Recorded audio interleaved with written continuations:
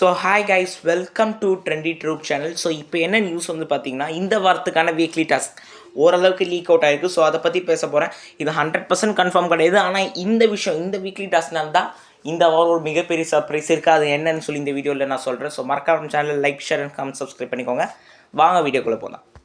So இந்த வாரத்திற்கான weekly task என்னென்னு வந்து பார்த்தீங்கன்னா, ஹோட்டல் டாஸ்க்காக இருக்குது. அதிக வாய்ப்பு இருக்குது. ஹோட்டல் டாஸ்க்னால் வீட்டை அந்த அந்த ஹோட்டலை பாதுகாக்கிறவங்க ப்ளஸ் கெஸ்ட்டு அது மாதிரி இருக்கும். இது போன சீசன்லேயும் நடந்தது. போன சீசனில் ஃபன்னாக போச்சு, ஆனால் சண்டை அவ்வளோவா வரல.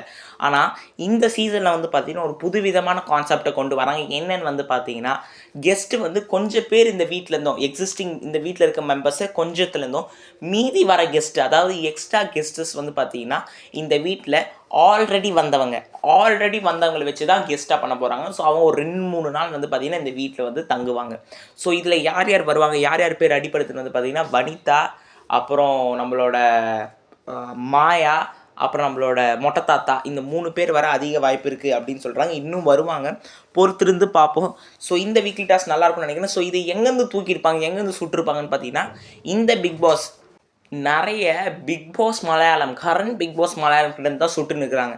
இந்த இது போகிறதுலாம் அப்படி தான் இருக்குது. ஸோ இந்த வாரமும் அந்த வாரம் ஆஃபீஸ் நடந்த ஹோட்டல் டாஸ்க் நடந்த அதே டைம் தான்.